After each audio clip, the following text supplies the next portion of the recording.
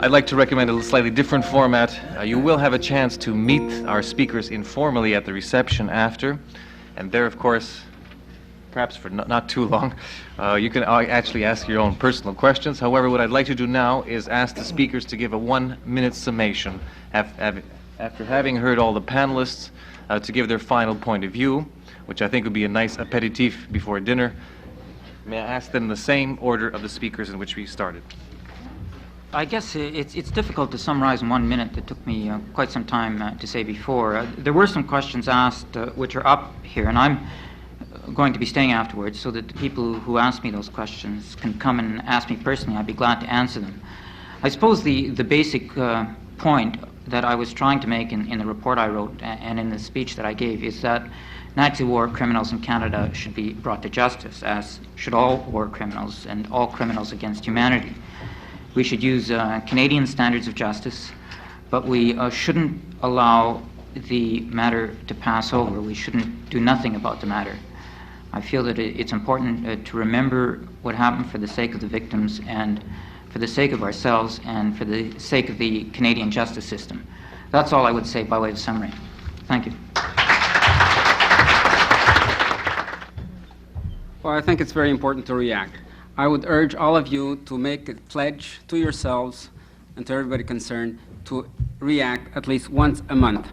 Just consider what kind of an impact this would have on the media if every Ukrainian reacted at least once a month on some specific case, some specific issue, by letter, by phone, and not only react, but ask for corrections. Corrections in newspapers are very important. The term allegation is very often omitted. They use interchangeably terms like war criminals, collaborators, alleged collaborators, and they seem to be interchangeable. It is not the same thing. There's a lot of difference between an alleged criminal and a criminal, and this has to be stamped out. Unfortunately, I've seen this misuse even in papers, not not just newspapers, but in documents. The other point that I wanted to make, the reference to the gentleman who was urging this type of violent action was Mr. Greenspan. The Jewish Times, Friday, February 10, 23, 1984. Greenspan attacks in action on war criminals, and I'll just cite one little paragraph. He suggested that pictures of the war criminals, now who decides who are war criminals? Not alleged, war criminals, should be published in a book listing all the allegations against them and widely distributed to bookstores, libraries, and homes of their neighbors. Now this was in February last year. This year again he came up with the same thing. Here again I'll refer to Canadian Jewish News, which I recommend strongly to everybody. I hope I get a commission from them. Where again he is being quoted.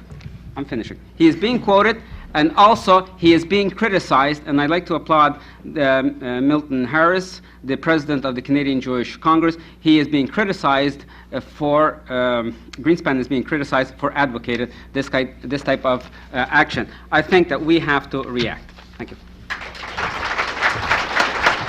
My only parting word as an anthropologist would be that the greatest antidote to bigotry and racism is cooperation and dialogue. Thank you.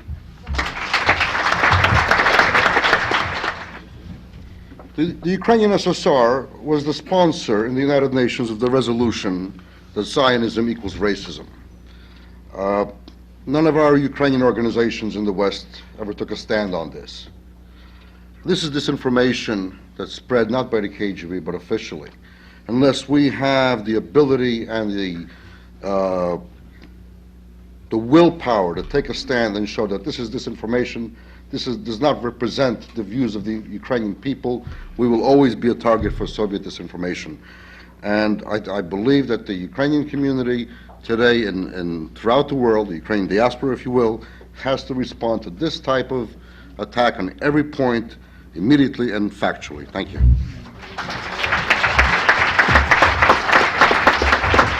I think when we respond with outrage, justified outrage, we have to be very, very careful that we identify very clearly who the enemy is. Many Ukrainians in the United States hurt our cause by identifying the enemy as the Jewish Bolsheviks. That is not the enemy. The enemy is the Soviet Union and disinformation. We do ourselves a tremendous disservice if we go out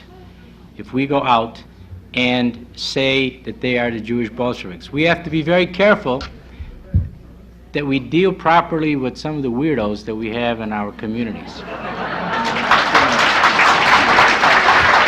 Any more weirdos want to say anything? I wanted to respond to Mr. Mattis' statement to the effect that the criminal courts are good in Canada, we're proud of them, and they will do a good job. We're proud of our courts in the United States. The criminal justice system is good. It works fairly well. We have good judges. The whole problem is that this is a civil case and not a criminal case, and the defendant does not have a chance to raise the constitutional issues that he would in criminal cases, and therefore OSI uses the same reliance on the courts. That's their final argument. The courts are just. In fact, the courts are good and just. In civil cases, we do not get just treatment for our defendants. Thank you.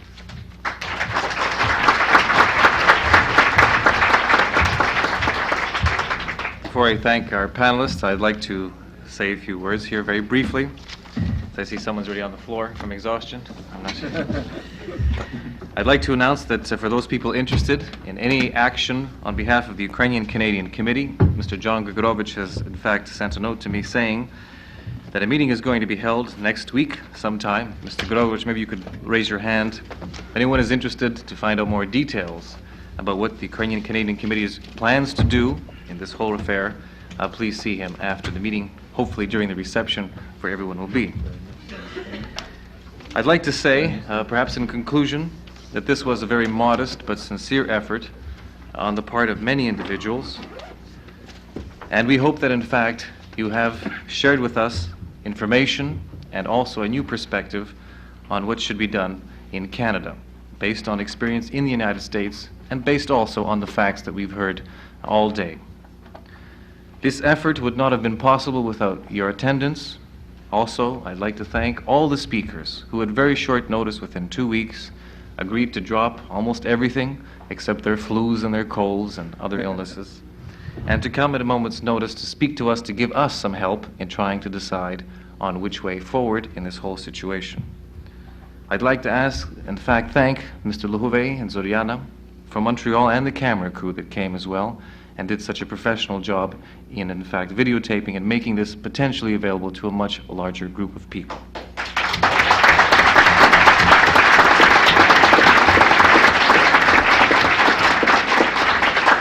May I add, however, that this was not for free. The labor was totally free, however. It was entirely voluntary labor. It's just the costs that were, in fact, of rental and so on that we're paying for. So again, you can see that people are committed not just in the city, but in fact throughout the country. May I also extend a very special thank you to the financial contributors and benefactors, in particular to Community Trust, the Soyuz Toronto Credit Union, Ukrainian Toronto Credit Union, to Baduchny Credit Union, and to Mr. and Mrs. Osmak, and to all the other contributors who gave so generously within such a short period of time. They had to trust something, and I'm glad that their trust, and I hope their trust, was in fact worth it. Also, too, the Student Club at the University of Toronto needs a special thank you and deserves one because of the fact that they were the first to support this initiative and, in fact, even to put, as we usually like to say, their money where their mouth is by giving a very substantial contribution.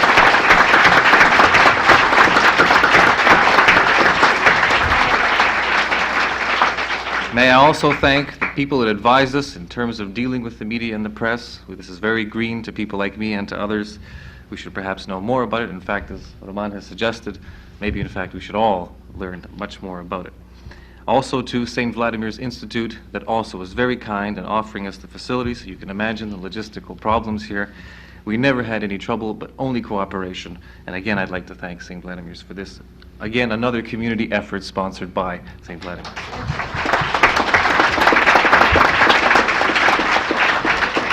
Organizing a meeting is one thing, but to organize food for meetings is another problem.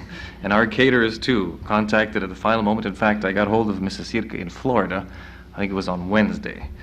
And so I disrupted her a nice holiday, I'm sure, but she did agree to come and hold the reception for us. So again, many thanks to the caterers. Finally, I'd like to thank the floor manager of the entire conference and the person who handled an enormous amount of logistical detail while I was quite happily standing here and sitting here, enjoying the conference, and Professor Danilo Struk for his enormous effort in this regard and his time.